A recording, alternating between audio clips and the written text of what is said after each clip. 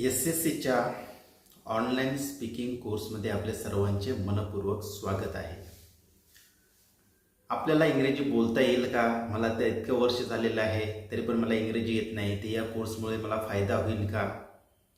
त्याच्यानंतर इंग्रजीचे न्यूजपेपर्स वाचल्यावर मला इंग्रजी बोलता येईल का? इंग्रजीचे न्यूज चॅनल्स बघितल्यावर मला इंग्रजी बोलता येईल का? इंग्रजीचे मूव्हीज, इंग्रजीचे सिरियल्स बघितल्यावर मला इंग्रजी बोलता येईल का? मला खरंच अस्खलित इंग्रजी बोलता येईल का माझ्या या जीवनामध्ये? या सर्व प्रश्नांची उत्तरे तुम्हाला या कोर्समध्ये भेटून जाणार आहेत. तर खरंच तुम्हाला इंग्रजी येईल का? तुम्ही स्वतःच खरं इंग्रजी बोलू शकता का? मराठीप्रमाणे इंग्रजी बोलू शकता का? हे तुम्हाला जर कॉन्फिडन्स येत नसेल तर फक्त 2 महिने तुम्ही या कोर्समध्ये टिकून राहा. तुम्हाला 100% याचा रिझल्ट येईल. ओके, थोडक्यात सांगतो आपल्या कोर्सबद्दल. आपला कोर्स हा 45 दिवसांचा असतो. या 45 दिवसांमध्ये तुम्हाला इंग्रजीचं बेसिकपासून ते ॲडव्हान्सपर्यंतचं जे ग्रामर आहे ते शिकवलं जाणार आहे. इंग्रजीचे वाक्य कसे बनवायचे असतात, कोणते शब्दार्थ पाठ करायचे असतात, क्रियापदाची रूपे काय आहेत, आर्टिकल्स कोणते वापरायचे असतात, या सगळ्यांचा अभ्यास तुम्ही या 45 दिवसामध्ये करणारच आहात.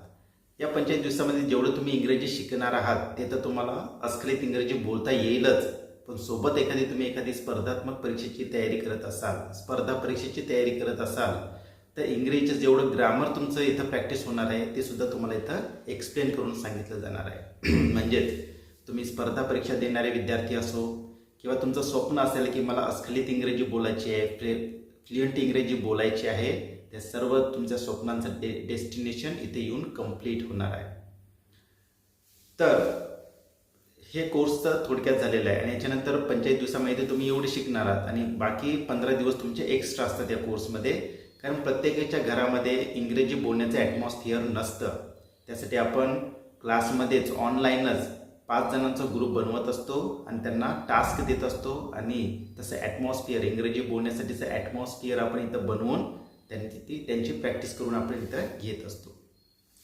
ठीक आहे, आता इथं आपलं झालं बोलणं. बरोबर, कोर्सबद्दल मी तुम्हाला फक्त माहिती सांगितली. आता त्याच्यानंतर बघूयात आपण की खरंच तुम्हाला याचा फायदा होणार आहे का आणि कसा होणार आहे. पहिला चॅप्टर कोणता असणार आहे आणि पहिल्या चॅप्टरमध्ये मला किती इंग्रजी येऊ शकते याच्याविषयी आपण पूर्णपणे डिस्कस करणार आहोत. तुमचा पहिला दिवस आहे आणि पहिल्याच दिवशी मी तुम्हाला एवढं कॉन्फिडन्स देऊ शकतो की पहिल्या दिवशी तुम्ही एवढे इंग्रजी बोलू शकता जेवढं 4थीचा मुलगा इंग्रजी बोलायला सुरुवात करेल पहिल्या दिवशी. जसं जसं 15 दिवस होईल, 45 दिवसापर्यंत तुम्ही येणार तेव्हा तुम्ही इंग्रजांप्रमाणे धडाधड इंग्रजी बोलू शकता. ओके, तर आज तुमचा पहिला दिवस आहे आणि पहिल्या दिवशी आपला पहिला चॅप्टर असतो सहाय्यकारी क्रियापदे आणि त्यांचा उपयोग. आता सहाय्यकारी क्रियापदे काय असतात? तर सहाय्यकारी क्रियापद यांना इंग्रजीमध्ये ऑक्झिलियरी वर्ब्स आणि हेल्पिंग वर्ब्स असे 2 नावे सुद्धा दिलेली आहेत. आणि इंग्रजी बोलण्यासाठी हे सगळ्यात महत्त्वाचा पॉईंट आहे की सहाय्यकारी क्रियापदे हे तुम्हाला कधी शाळेमध्ये शिकवलं जात नाही, कॉलेजमध्ये सुद्धा शिकवलं जात नाही. तुम्हाला फक्त direct, indirect, change the voice, त्याच्यानंतर टेन्सेस एवढं शिकवलं जातं. त्याच्यामुळे तुम्ही इंग्रजी मीडियमच्या शाळेमध्ये सुद्धा शिकत असलात तरी तुम्हाला इंग्रजी चांगल्या प्रकारे बोलता येत नाही. तुम्ही MBA कंप्लीट करता इंग्रजी मीडियममधून तरी तुम्हाला चांगल्या प्रकारे इंग्रजी बोलता येत नाही. बरोबर का? तर जी मेन गोष्ट आहे इंग्रजी बोलण्यासाठीची ती तुम्हाला शिकवली जात नाही. बरोबर, कोणती आहे? की सहाय्यकारी क्रियापदांचा वापर कसा करायचा असतो. ओके, तर पहिला चॅप्टर आहे आपला सहाय्यकारी क्रियापदे आणि त्यांचा उपयोग. आता सहाय्यकारी क्रियापदे म्हणजेच काय? वाक्यामध्ये जो कोणता मुख्य क्रियापद असतो त्याला सहाय्य करणारे काही शब्दार्थ असतात, त्यांना म्हटलं जातं सहाय्यकारी क्रियापदे. आता हे सगळे शब्दार्थ इंग्रजीचेच असतात. आता इंग्रजी शब्दार्थ का? कारण आपल्याला इंग्रजी बोलायला सुरुवात करायची आहे म्हणून मी इथं इंग्रजी शब्दार्थांचा वापर म्हणत आहे. तर तुम्हाला तमिळ शिकायचं असेल तर तुम्ही तमिळचे शब्दार्थ पाठ करणार. तुम्हाला मल्याळम बोलायचे असेल तर मल्याळमचे शब्दार्थ तुम्हाला माहीत असले पाहिजेत. तुम्हाला मराठी बोलायचं असेल तर मराठीचे शब्दार्थ तुम्हाला माहीत असले पाहिजेत.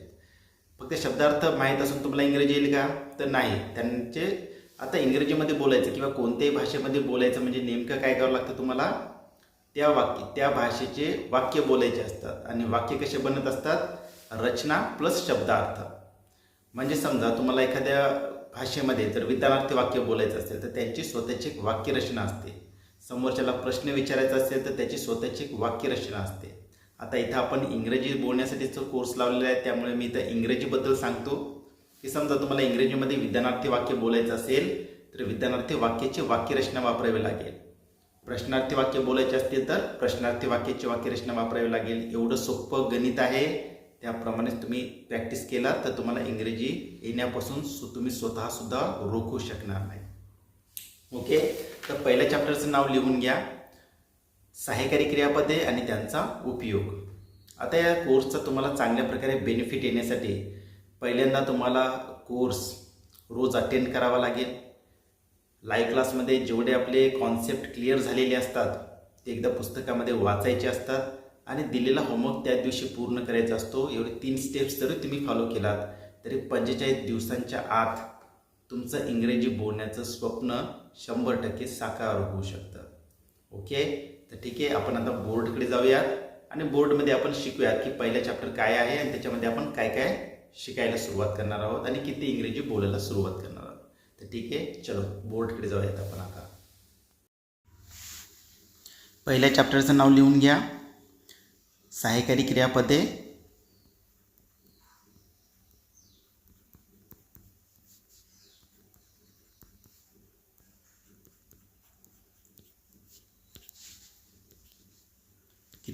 आणि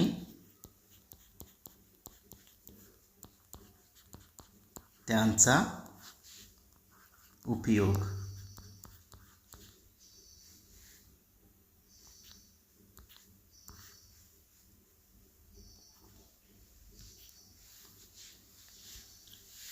सहाय्यकारी क्रियापदे आणि त्यांचा उपयोग.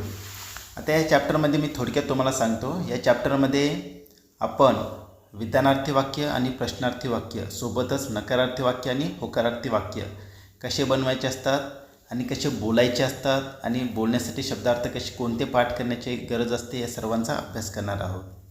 ओके, सहाय्यकारी क्रियापद म्हणजेच काय? वाक्यातील मुख्य क्रियापदाला सहाय्य करणारे शब्द. आता इंग्रजीमध्ये बोलायचं याचा अर्थ काय? तुम्हाला इंग्रजीचे वाक्य बनवायला शिकायचे आहेत, बरोबर? तर वाक्यांचे किती प्रकार असतात? तर इंग्रजीमध्ये वाक्यांचे 4 प्रकार पडतात.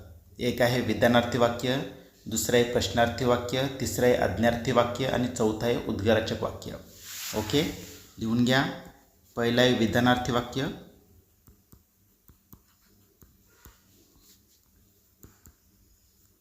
बरोबर? विधानार्थी वाक्य म्हणजे काय समजून घ्या. ज्या वाक्यांमध्ये फक्त विधान केलेलं असतं अशा प्रकारच्या वाक्यांना काय म्हटलं जातं? विधानार्थी वाक्य. आणि विधानार्थी वाक्य हे साधे वाक्य असतात आणि इंग्रजीमध्ये सगळ्यात जास्त वापरण्यात येणारा हा वाक्यांचा प्रकार आहे विधानार्थी वाक्य. इंग्रजीमध्ये यांना डिक्लेरेटिव्ह सेंटेन्सेस असं सुद्धा म्हटलं जातं. ओके, आणि व्यवहारात जी कोणती वाक्य आपण बोलतो, लिहितो, ऐकतो ती फक्त 4च प्रकारची असतात. 4 प्रकार मी तुम्हाला सांगितले: विधानार्थी वाक्य, प्रश्नार्थी वाक्य, आज्ञार्थी वाक्य आणि उद्गारचक वाक्य. तर पहिल्या चॅप्टरमध्ये म्हणजे आपण जे चॅप्टर सुरू केलेलं आहे त्याच्यामध्ये आपण फक्त 2च प्रकारचे वाक्य बनवायला शिकणार आहोत. कोणते कोणते? एकतर विधानार्थी वाक्य आणि दुसरं आहे प्रश्नार्थी वाक्य. ओके, आता समजा तुम्हाला इंग्रजीमध्ये विधानार्थी वाक्य बोलायचं असेल तर कसं बोलणार? तर बघा, जर तुम्हाला इंग्रजीमध्ये विधानार्थी वाक्य बोलायचे असतील तर विधानार्थी वाक्याची वाक्यरचना असते. पहिल्यांदा कर्ता घ्यायचा असतो,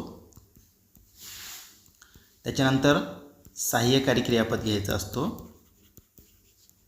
त्याच्यानंतर क्रियापद घ्यायचा असतो आणि त्याच्यानंतर असतात वाक्यातील उरलेला शब्द. ओके, काय असतात? वाक्यातील उरलेला शब्द.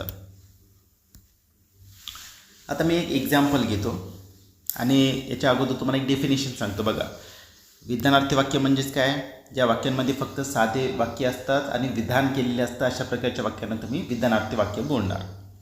आणि इंग्रजी विधानार्थी जर तुम्हाला इंग्रजीमध्ये बोलायचं असेल तर त्याची वाक्यरचना काय असते? पहिल्यांदा कर्ता घ्यायचा असतो, त्याच्यानंतर सहाय्यकारी क्रियापद घ्यायचा असतो, त्याच्यानंतर क्रियापद घ्यायचं असतं, त्याच्यानंतर मराठीतल्या वाक्यातील उरलेले शब्द घ्यायचे असतात. ओके, हे जे इथं डॅश केलेलं आहे याचा अर्थ काय? वाक्यातील उरलेले शब्द. कोणत्या? मराठीच्या वाक्यातील उरलेले शब्द. आता याच्यामध्ये जो कर्ता दिलेला आहे याची डेफिनेशन काय आहे?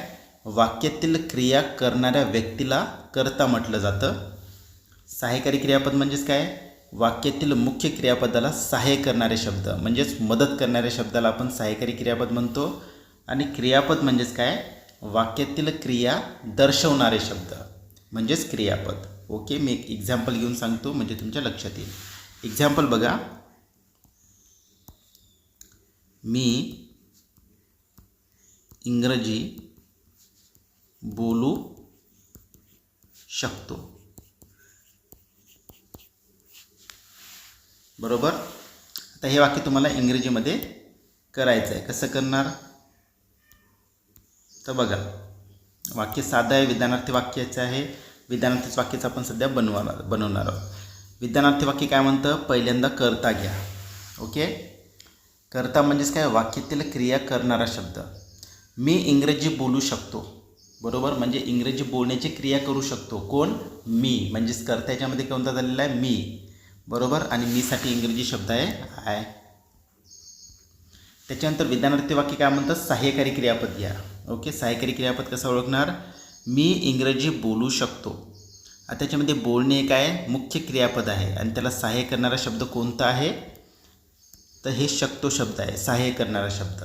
बरोबर, कारण याच्यामधलं जर आपण शकतो शब्द काढून टाकला तर काय वाक्य होणार, फक्त मी इंग्रजी बोलू, म्हणजे तो अर्थ स्पष्ट होत नाही. म्हणजेच मुख्य क्रियापदाला सहाय्य करण्यासाठी शब्द कोणता आलेला आहे, शकतो. आता शकतोसाठी इंग्रजी शब्द कोणता आहे, कॅन. कॅन हे काय आहे, इंग्रजीतलं सहाय्यकारी क्रियापद आहे. आणि शकतो हे काय आहे, मराठीतलं सहाय्यकारी क्रियापद आहे. त्याच्यानंतर काय घ्यायला सांगितलेलं आहे, विधानार्थी वाक्यांमध्ये क्रियापद घ्या. क्रियापद कोणत्या याच्यामध्ये, आता बोलू. बोलू म्हणजेच काय, बोलणे. आणि बोलण्यासाठी इंग्रजीमध्ये 2 शब्दार्थ अवेलेबल आहेत. कोणते कोणते, स्पीक आणि टॉक. दोन्हीपैकी तुम्हाला जो कोणता शब्द आवडत असेल तो शब्द तुम्ही वापरू शकता. मी तर स्पीक वापरतो. त्याच्यानंतर असतात वाक्यातील उरलेला शब्द. आता मीसाठी आय घेतलं, बोलूसाठी स्पीक घेतलं, शकतोसाठी कॅन घेतलं. उरलेला शब्द आहे कॅन, उरलेला शब्द आहे इंग्रजी. इंग्रजीसाठी इंग्रजी शब्द आहे इंग्लिश. वाक्य संपलं. I can speak English. अशा प्रकारे तुम्ही मराठीतलं वाक्य, विधानार्थी वाक्य इंग्रजीमध्ये करू शकता. ओके, लिहून घ्या. बोर्डवर जेवढं दिसत आहे तेवढं लिहून घ्या स्टार्टिंगला.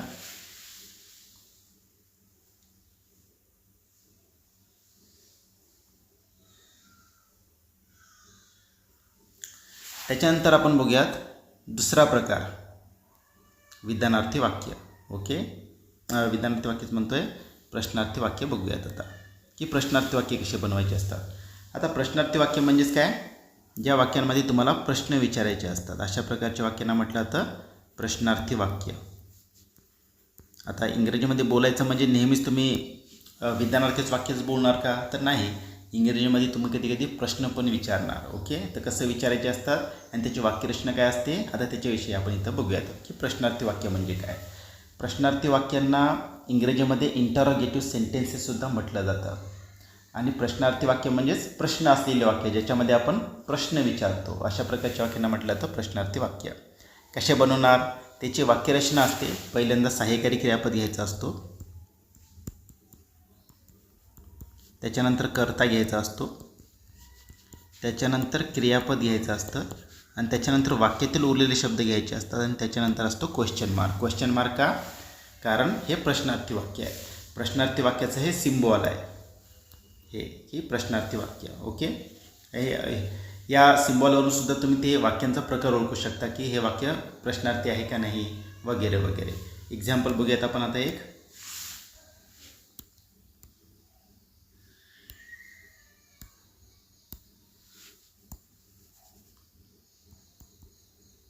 मी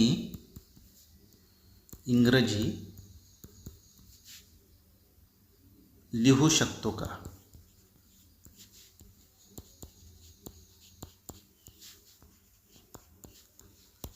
मी इंग्रजी लिहू शकतो का. ओके, आता त्याच्यामध्ये प्रश्न विचारला गेलेला आहे, मी इंग्रजी लिहू शकतो का, म्हणजेच वाक्य प्रश्नार्थी वाक्य आहे. प्रश्नार्थी वाक्य काय म्हणतं, पहिल्यांदा सहाय्यकारी क्रियापद घ्या. ओके, आता मी इंग्रजी लिहू शकतो का, याच्यामध्ये शकतो जो आहे शब्द ते काय आहे, मराठीतला सहाय्यकारी क्रियापद आहे. बरोबर, सहाय्यकारी क्रियापद आपल्याला भेटला.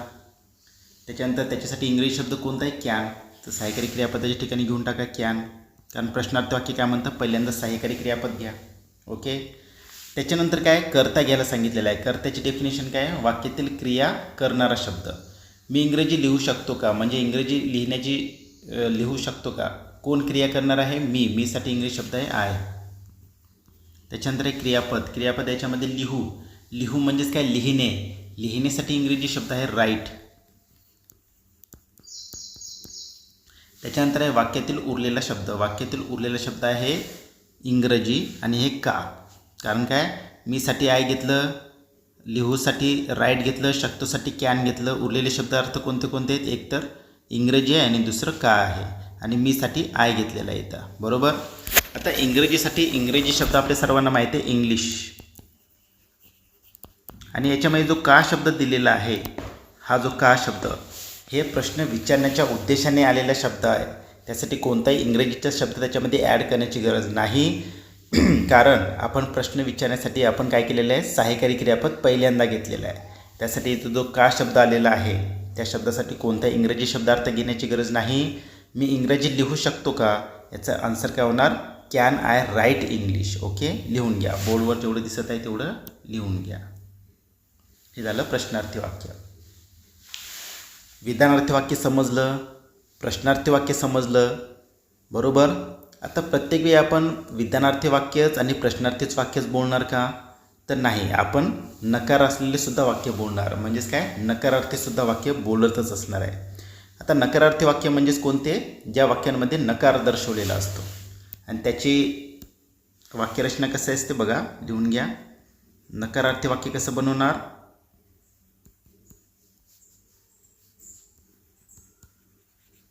नकारार्थी वाक्याची स्वतःची वाक्यरचना नसते, त्याची फक्त माहिती असते. कोणती? नकारार्थी वाक्य बनवण्यासाठी तुम्हाला फक्त वाक्यामध्ये जो कोणता सहाय्यकारी क्रियापद दिलेला आहे त्याच्यासोबत फक्त नॉट वापरायचं असतं. आता नकारार्थी वाक्य हे विधानार्थी पण असू शकतं आणि प्रश्नार्थी पण वाक्य असू शकतं. आता आपण विधानार्थी वाक्य आणि प्रश्नार्थी वाक्य तर बघितले, त्यांनाच आता नकारार्थी वाक्य कसे बनवायचे असतात एकदा बघून घ्या. एक्झाम्पल बघा.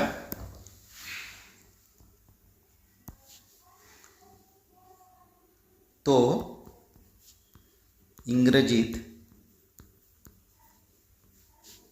बोलू शकत नाही.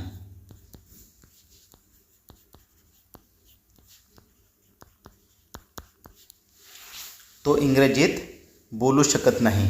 बरोबर. त्याच्यामध्ये नाही शब्द आलेला आहे म्हणजेच वाक्य नकारार्थी आहे. आणि याच्यामध्ये शकत शब्द आलेला आहे. शकत हा शब्द बोलूला सहाय्य करत आहे, म्हणजेच याच्यातला सहाय्यकारी क्रियापद आपल्याला भेटला. आणि नाही शब्द असल्यामुळे हे वाक्य नकारार्थी आहे हे सुद्धा आपल्याला समजलेलं आहे. आता त्याच्यानंतर दुसरी स्टेप काय आहे? वाक्यांचा प्रकार कोणता आहे? आता या चॅप्टरमध्ये आपण दोनच वाक्यांचे प्रकार शिकत आहोत, एक तर विधानार्थी वाक्य आणि दुसरं प्रश्नार्थी वाक्य. आता या वाक्यामध्ये प्रश्न तर उच्चारलेला नाही आहे, त्याच्यातून आपल्याला समजलं की वाक्य विधानार्थी वाक्य आहे. बरोबर. तर हे जे वाक्य तुम्हाला बोर्डवर दिसत आहे अशा प्रकारच्या वाक्यांना काय म्हटलं जातं? विधानार्थी नकारार्थी वाक्य म्हटलं जातं. अशा प्रकारच्या वाक्यांमध्ये तुम्हाला विधानार्थी वाक्याची वाक्यरचना वापरावी लागते आणि नकारार्थी वाक्याची फक्त माहिती वापरावी लागते. आता विधानार्थी वाक्य काय म्हणतं? पहिल्यांदा कर्ता घ्या. याच्यामध्ये कर्ता कोणता? याच्यामध्ये तो. बरोबर. तोसाठी इंग्रजी शब्द आहे ही. त्याच्यानंतर सहाय्यकारी क्रियापद घ्यायचं आपल्याला. सहाय्यकारी क्रियापद आहे शकत म्हणजेच शकतो. शकतोसाठी इंग्रजी शब्द आहे कॅन. आता नाही शब्द आलेला आहे आणि कॅन याच्यामध्ये सहाय्यकारी क्रियापद आहे, याच्यासोबत तुम्ही डायरेक्टली लावणार नॉट म्हणजेच कांट.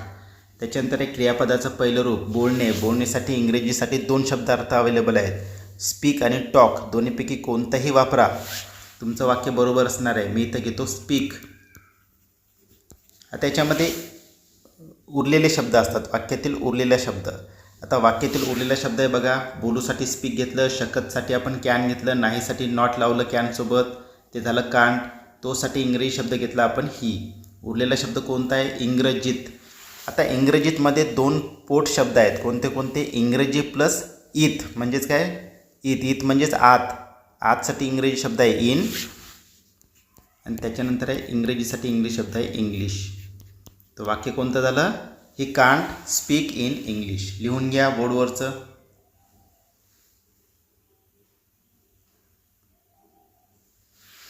त्याच्यानंतर बघूयात आपण, यालाच आपण प्रश्नार्थी वाक्य करून टाकूयात लगेच. प्रश्नार्थी वाक्य तर आपण बनवले, प्रश्नार्थी नकारार्थी वाक्य करून टाकूयात. बघा आता एवढं मी मिटवत आहे.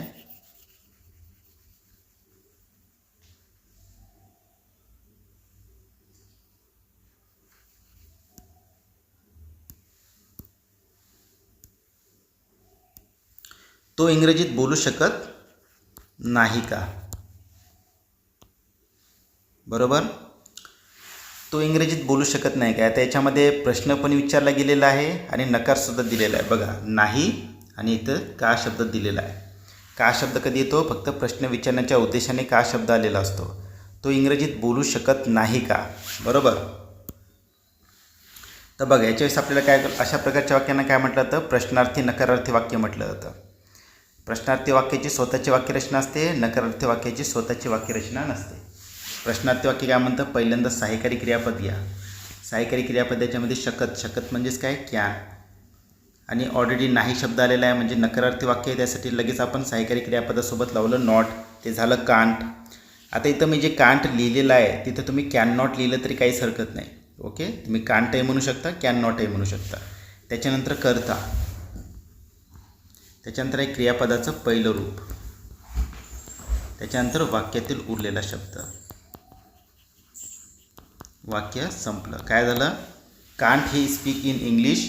आणि वाक्य जेव्हा प्रश्नार्थी नकारार्थी असतं तेव्हा ते वाक्य आपण दोन प्रकारे करू शकतो. एकतर तुम्ही can't he speak in English करू शकता किंवा मग can he not speak in English.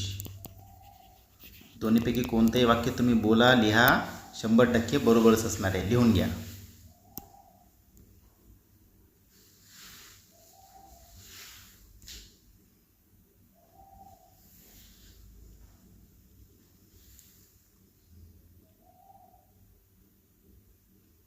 आता हे झालं आपलं चॅप्टरमधलं विधानार्थी वाक्य कसे बनवायचे असतात, प्रश्नार्थी वाक्य कसे बनवायचे असतात, सोबतच विधानार्थी नकारार्थी वाक्य कसे बनवायचे असतात आणि प्रश्नार्थी नकारार्थी कसे वाक्य बनवायचे असतात. या सगळ्या माहितींचा वापर करून तुम्हाला जो पहिला चॅप्टर दिलेला आहे सहाय्यकारी क्रियापद आणि त्यांचा उपयोग, या चॅप्टरमध्ये आपण टोटल 21 सहाय्यकारी क्रियापद अभ्यासाला घेणार आहोत. आणि एका सहाय्यकारी क्रियापदाचा वापर करून तुम्ही 4 प्रकारचे वाक्य बोलू शकता, जे आपण इथं आत्ताच प्रॅक्टिस केलेले आहे. म्हणजेच 21 गुणिले 4 पहिल्या चॅप्टरमध्ये तुम्ही टोटल 84 प्रकारचे वाक्य बोलायला सुरुवात करणार आहात. आता इथं मी फक्त माझ्या शब्दांकडे लक्ष द्या. इथं मी 84 प्रकारचे वाक्य म्हणत आहे. बरोबर, 84 वाक्य म्हणत आहे का? नाही, 84 प्रकारचे वाक्य तुम्ही बोलायला शिकणार आहात आणि इथे सगळे तुम्हाला कॉन्सेप्ट शिकवले जाणार आहेत. म्हणजे लाखो करोडो वाक्य तुम्ही पहिल्या चॅप्टरपासून सुरू करू शकता, बोलायला सुरुवात करू शकता. ओके, तर 21 सहाय्यकारी क्रियापद आपण पहिले शिकणार आहोत. 21 सहाय्यकारी क्रियापद हे मराठीतले सुद्धा असणार आहेत आणि इंग्रजीमध्ये सुद्धा असणार आहेत. तर पहिलं सहाय्यकारी क्रियापद आहे आपलं शकतो. हे झालं मराठीतलं सहाय्यकारी क्रियापद. शकतो लिहून घ्या.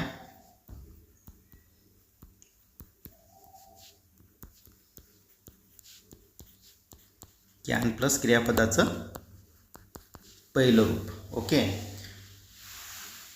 आता शकतो हे काय आहे? हे मराठीतलं सहाय्यकारी क्रियापद आहे. कॅन मराठीतलं जे सहाय्यकारी क्रियापद आहे त्याच्यासाठी इंग्रजी शब्द कोणता आहे? कॅन.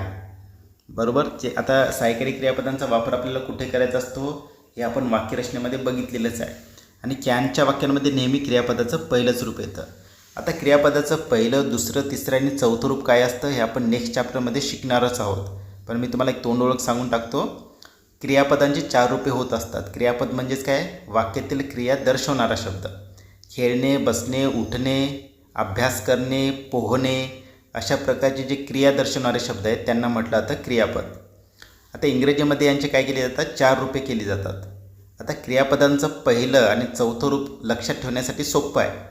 क्रियापदाचं पहिलं रूप असतं इंग्रजीमध्ये त्याचा असलेला प्रतिशब्दच, इंग्रजीचा प्रतिशब्दच. म्हणजे समजा पोहणे, याच्यासाठी इंग्रजी शब्द कोणता आहे? स्विम. तर स्विम हे क्रियापदाचं पहिलंच रूप आहे. आणि चौथं रूप लक्षात ठेवण्यासाठी सोपं काय आहे? कारण यांना फक्त ING लावलं जातं. म्हणजे स्विमचं काय होणार? स्विमिंग. तुम्हाला चॅलेंज कुठं असणार आहे? फक्त दुसरं आणि तिसरं रूप क्रियापदामध्ये. त्याचंसुद्धा आपण नेक्स्ट चॅप्टरमध्ये माहितीच घेणारच आहोत. कोणत्या क्रियापदासोबत ED लावायचं, कोणत्या क्रियापदाचा शब्दच बदलायचा, ही सर्व माहिती तुम्हाला नेक्स्ट चॅप्टरमध्ये आपण टच होणारच आहे. आता एवढं लक्षात ठेवा.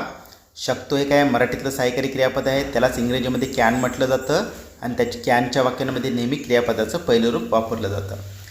आता कॅन काय आहे? तर बघा, हे सगळे शब्दार्थच असतात. सहाय्यकारी क्रियापद असो, कर्ता असो, क्रियापद असो, हे काय आहेत, इंग्रजीचे सगळे शब्दार्थच आहेत, पण यांना त्यांचे कामं वाटून दिले गेलेले आहेत. म्हणजे समजा एक 3000 विद्यार्थी असलेली शाळा आहे, तर सगळेच विद्यार्थी एकाच वर्गात जाऊन बसतात का? तर नाही. जे विद्यार्थी 10वीचे आहेत ते 10वीच्या वर्गात जाऊन बसतात, जे 8वीचे विद्यार्थी ते 8वीच्या वर्गामध्ये जाऊन बसतात. तसंच इंग्रजीमध्ये जे शब्दार्थ आहेत ते वाक्यांमध्ये त्यांच्या वर्गवारीमध्ये जाऊन बसतात. जे आपण विधानार्थी वाक्य बनवत असताना शिकलो, प्रश्नार्थी वाक्याची वाक्यरचना करत असताना तुमच्या लक्षात आलेलं असेल. ओके, तर हे पहिलं सहाय्यकारी क्रियापद आहे आणि एका सहाय्यकारी क्रियापदांपासून आपण 4 प्रकारचे वाक्य बोलायला शिकणार आहोत. तर बघा, पहिला दिवस आहे तुमचा, काही टेन्शन घेऊ नका, 45 दिवसामध्ये तुम्हाला इंग्रजी यायला सुरुवात होईल. तर एक्झाम्पल बघा, पहिलं एक्झाम्पल घेतोय.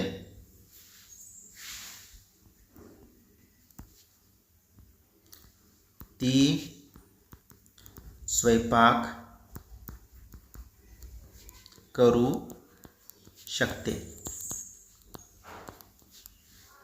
बरोबर, ती स्वयंपाक करू शकते. पहिल्या स्टेपमध्ये तुम्हाला वाक्यातला सहाय्यकारी क्रियापद शोधायचं आहे. ती स्वयंपाक करू शकते. बरोबर, शकते याच्यामधलं काय आहे, सहाय्यकारी क्रियापद आहे, कारण आपण शकतो, शक्ती, शकते कोणतेही असो त्याच्यासाठी कॅन शब्द दिलेला आहे. पहिल्या स्टेपमध्ये तुम्हाला वाक्यातला सहाय्यकारी क्रियापद शोधायचं आहे. ती स्वयंपाक करू शकते, याच्यामध्ये शकते सहाय्यकारी क्रियापद भेटलं म्हणजे कॅनचं वाक्य तुम्हाला समजलं की हे वाक्य कॅनचं आहे. त्याच्यानंतर दुसरी स्टेप काय, वाक्य कोणत्या प्रकारचं वाक्य आहे, वाक्याचा प्रकार कोणता आहे, विधानार्थी वाक्य आहे का प्रश्नार्थी वाक्य आहे. ती स्वयंपाक करू शकते ह्याच्यामध्ये फक्त विधान केलेलं आहे आणि साधं वाक्य आहे म्हणजेच विधानार्थी वाक्य आहे. म्हणजे तुम्हाला समजलं की हे वाक्य कॅनचं आहे आणि विधानार्थी वाक्य आहे. म्हणजेच काय करणार तुम्ही, तिसऱ्या स्टेपमध्ये विधानार्थी वाक्याची वाक्यरचना वापरणार. विधानार्थी वाक्य काय म्हणतं, पहिल्यांदा कर्ता घ्या. कर्त्याची डेफिनेशन ऑलरेडी सांगितलेली आहे, वाक्यातील क्रिया करणारा व्यक्ती. बरोबर, ती स्वयंपाक करू शकते म्हणजे स्वयंपाक करण्याची क्रिया करू शकते. कोण, तर ती या वाक्यातला कर्ता झालेला आहे. तीसाठी इंग्रजी शब्द आहे शी. त्याच्यानंतर आपल्याला सहाय्यकारी क्रियापद वापरायचं आहे. सहाय्यकारी क्रियापद आहे शकते. शकतेसाठी इंग्रजी शब्द आपण वापरणार कॅन. आणि त्याच्यानंतर आहे क्रियापदाचं पहिलं रूप. क्रियापद कोणत्या, याच्यामध्ये स्वयंपाक करणे. बरोबर, आता काही विद्यार्थी तर डुईंग कुकिंग असं काहीतरी करण्याचा प्रयत्न करतील, पण स्वयंपाक करण्यासाठी इंग्रजी शब्द आहे कुक. म्हणजे जो करणे शब्द दिलेला आहे तो कुकमध्येच इन्क्लूड झालेला आहे. त्यासाठी डू कुक, डुईंग कुक असं काहीही म्हणण्याची गरज नाही. फक्त काय येणार तिथं, शी कॅन कुक. लिहून घ्या.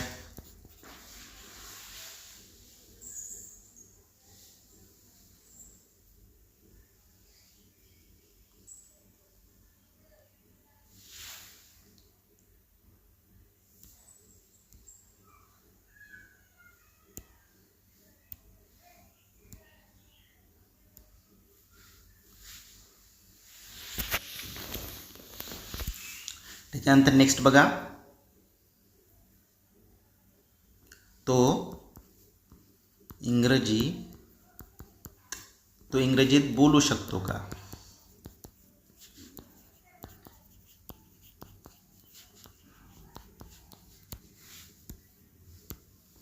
तो इंग्रजीत बोलू शकतो का. सगळ्यात अगोदर पहिली स्टेपमध्ये तुम्ही काय करणार, वाक्यातला सहाय्यकारी क्रियापद चेक केला, शकतो भेटलं. त्याच्यानंतर वाक्यांचा प्रकार कोणता आहे, तो इंग्रजीत बोलू शकतो का, याच्यामध्ये प्रश्न विचारला गेलेला आहे म्हणजेच वाक्य प्रश्नार्थी आहे.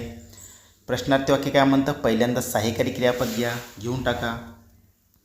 शकतोसाठी कॅन. त्याच्यानंतर कर्ता घ्यायचा असतो. कर्ता कोणता, याच्यामध्ये तोसाठी इंग्रजी शब्द आहे ही. त्याच्यानंतर एक क्रियापदाचं पहिलं रूप. क्रियापद याच्यामध्ये बोलू म्हणजेच काय, बोलण्यासाठी इंग्रजीमध्ये 2 शब्दार्थ अवेलेबल आहेत. टॉक पण आहे आणि स्पीक पण आहे. तुम्हाला जो कोणता शब्दार्थ आवडत असेल ते तुम्ही तिथं वापरू शकता. मी इथं घेतो स्पीक. त्याच्यानंतर वाक्यातील उरलेला शब्द इंग्रजीत म्हणजेच काय, इंग्रजी प्लस इथ म्हणजेच आतसाठी इंग्रजी शब्द आहे इन आणि इंग्रजीसाठी इंग्रजी शब्द आहे इंग्लिश. तो वाक्य झालं, can he speak in English. लिहून घ्या.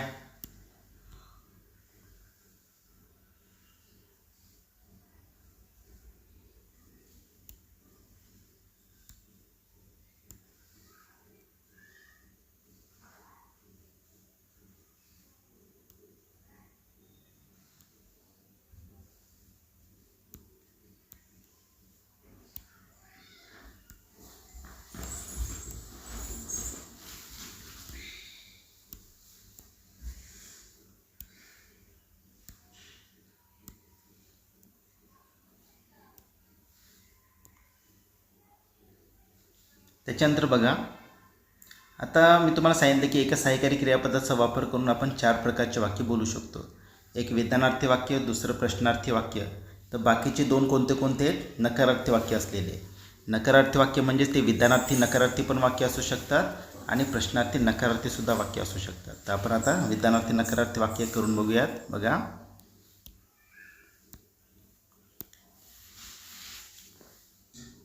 तो,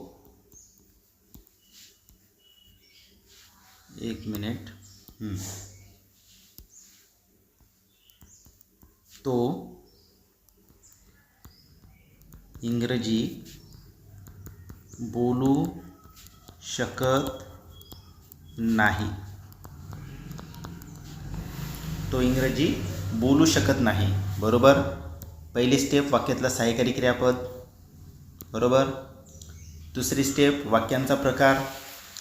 विधानार्थी वाक्य आहे आणि कॅनचं वाक्य आहे, पण याच्यामध्ये नाही शब्द आलेला आहे, म्हणजेच वाक्य नकारार्थी आहे. नकारार्थी वाक्य काय म्हणतं? वाक्यामध्ये जो कोणता सहाय्यकारी क्रियापद दिलेला असेल त्याच्यासोबत नॉट वापरा. ओके. वाक्य विधानार्थी वाक्य आहे. विधानार्थी वाक्याची वाक्यरचना वापरा. पहिल्यांदा करता, त्याच्यानंतर सहाय्यकारी क्रियापद. आता वाक्यामध्ये नाही शब्द आलेला आहे म्हणजे नॉट लिहायचं आहे. कॅनसोबतच नॉट लिहिणार. आता कॅन प्लस नॉट बरोबर आहे कांट. बरोबर. तुम्ही इथं कॅन नॉट पण करू शकता आणि कॅन कांट पण करू शकता. त्याच्यानंतर क्रियापदाचं पहिलं रूप, त्याच्यानंतर वाक्यातील उरलेला शब्द. वाक्य संपलं. ही कांट स्पीक इंग्लिश म्हणजे तो इंग्रजी बोलू शकत नाही. लिहून घ्या.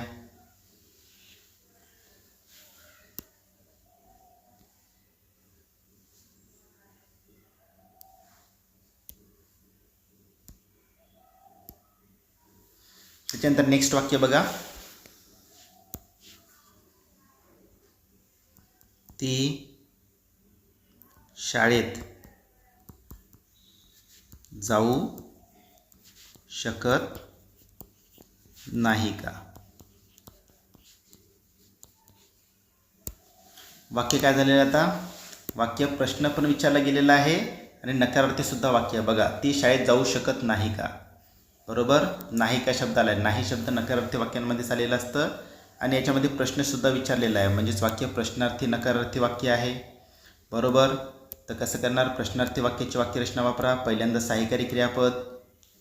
सहाय्यकारी क्रियापद याच्यामध्ये शकत. शकत म्हणजेच कॅन, पण नॉट असल्यामुळे डायरेक्टली इथे लिहिणार आपण कांट. त्याच्यानंतर करता, त्याच्यानंतर क्रियापदाचं पहिलं रूप, त्याच्यानंतर वाक्यातील उरलेला शब्द, त्याच्यानंतर आहे क्वेश्चन मार्क. लिहून घ्या. Can't she go to the school म्हणजे ती शाळेत जाऊ शकत नाही का? आणि वाक्य जेव्हा प्रश्नार्थी नकारार्थी असतं तेव्हा ते वाक्य आपण 2 प्रकारे करू शकतो. एक तर तुम्ही can't she go to the school करू शकता किंवा मग can she not go to the school. लिहून घ्या.